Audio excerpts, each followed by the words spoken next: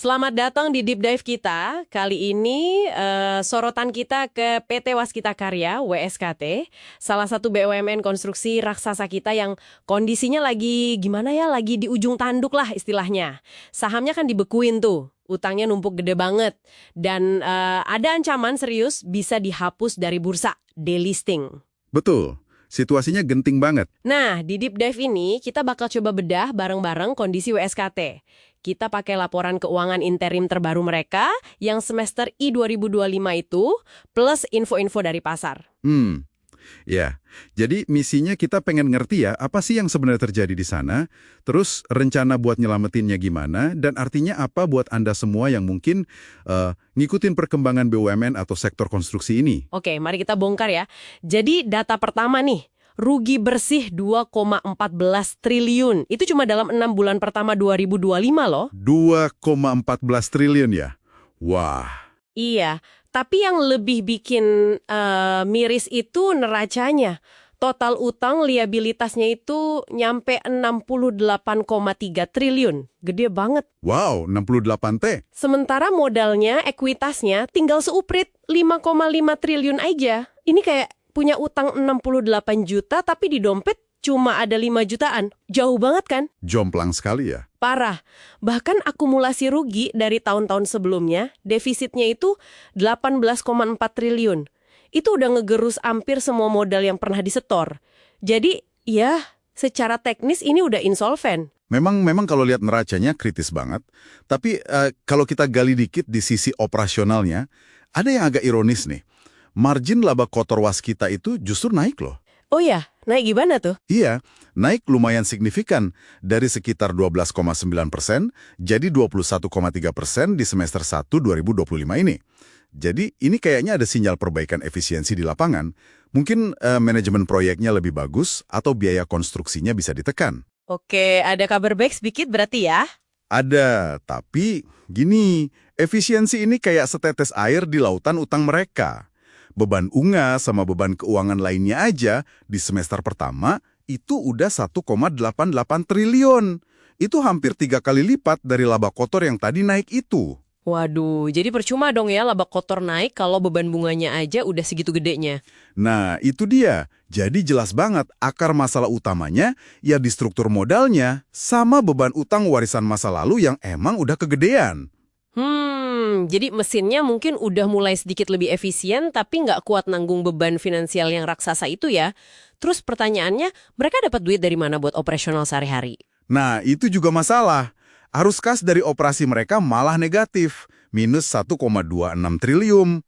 Minus? Artinya bisnis utamanya malah bakar duit dong? Betul, mereka malah nombok dari bisnis intinya.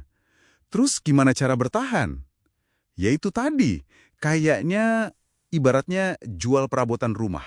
Kelihatan dari arus kas investasinya yang malah positif 1,62 triliun. Oh, dari jual aset ya? Kemungkinan besar begitu. Hasil divestasi aset, mungkin ruas tol atau aset lain. Jelas ini strategi bertahan yang nggak bisa buat jangka panjang kan?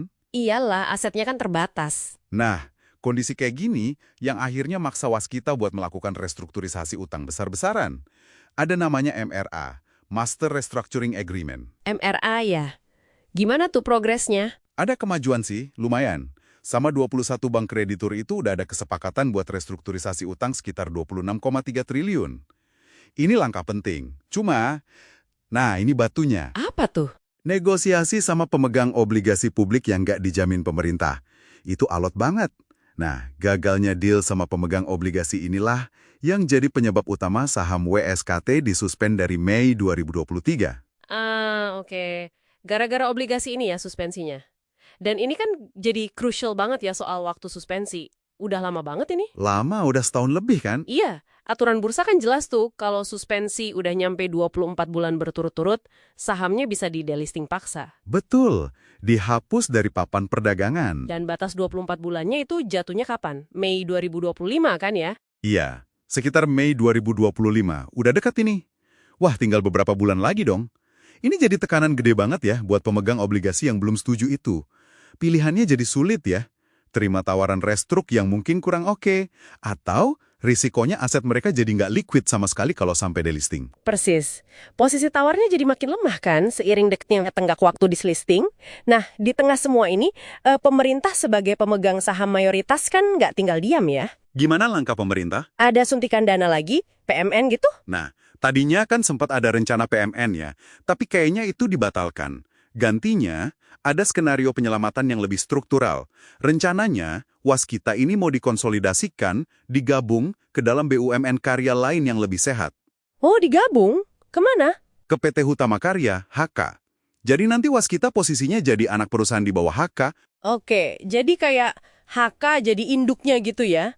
Ini semacam langkah penyelamatan terstruktur berarti, HK yang lebih kuat kasih payung finansial, terus Waskita fokus ngerjain proyek di bawah pengawasan HK gitu. Kira-kira begitu konsep besarnya.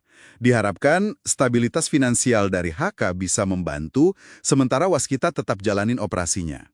Terus utang Waskita yang segunung tadi gimana? Apa langsung pindah buku ke HK juga? Nah, ini belum tentu sesederhana itu. Kemungkinan besar skema ini justru tujuannya misahin antara masalah sama potensi. Jadi kemampuan teknis Waskita dikonstruksi kan masih dibutuhin banget tuh. Nah, itu yang coba diselamatin di bawah HK. Oke, dipisahin ya. Iya. Sementara utang warisannya yang gede itu, yang lagi direstrukturisasi lewat MRA, itu tetap ada di bukunya Waskita. Jadi kayak dibikin struktur good bank sama bad bank gitu loh. Oke paham. Jadi HK sebagai good bank dengan neraca yang relatif bersih, terus Waskita jadi semacam bad bank yang nampung utang warisan itu. Resiko finansialnya diisolasi di situ, tapi kemampuan operasionalnya diselamatkan di bawah HK. Gitu ya, kira-kira? Iya, secara konsep garis besarnya begitu. Tentu detail finalnya nanti tergantung kesepakatan akhir MRA dan struktur mergernya gimana ya. Tapi arahnya ke sana, memisahkan resiko finansial dari kapabilitas operasional. Oke, jadi kalau kita simpulkan nih, Waskita Karya ini posisinya benar-benar di ujung tanduk ya. Nasibnya sangat bergantung pada dua hal penting banget sekarang. Apa aja tuh? Pertama, ya finalisasi deal restrukturisasi utang itu. Harus kelar sama semua kreditur, termasuk yang pemegang obligasi alot itu. Kedua, ya eksekusi rencana merger sama Hutama Karya ini harus berhasil dan tepat waktu sebelum deadline dislisting Mei 2025 itu. Betul sekali, dua itu kunci utamanya sekarang. Kalau kita lihat gambaran besarnya ya, ini sebuah upaya penyelamatan BUMN infrastruktur yang skalanya besar dan cukup kompleks ya caranya. Mencoba menyimbangkan antara nyelamatin kemampuan strategis negara di konstruksi sama nanganin beban utang masa lalu yang berat banget. Yang mungkin ya, konsekuensinya ada kreditor yang harus rela potong rambut alias haircut atau terima perpanjangan waktu bayar yang lama banget. Sangat mungkin. Itu bagian dari realitas restrukturisasi utang sebesar ini. Nah, ini jadi menarik nih buat bahan pemikiran Anda semua yang dengerin. Apakah model penyelamatan BUMN kayak gini, di mana kemampuan operasionalnya dilindungi dengan dipindahin ke rumah yang lebih sehat, sementara risiko finansialnya diisolasi, dan mungkin sebagian bebannya ditanggung kreditur, apakah ini bakal jadi semacam, ya cetak biru baru gitu buat nanganin BUMN bermasalah lainnya di masa depan? Pertanyaan bagus itu. Dan gimana dampaknya nanti ke cara investor, baik lokal maupun asing, menilai resiko kalau mau investasi di proyek infrastruktur gede di sini, atau beli surat utang BUMN lain? Apakah persepsi risikonya akan berubah? Sesuatu untuk kita renungkan bersama ya.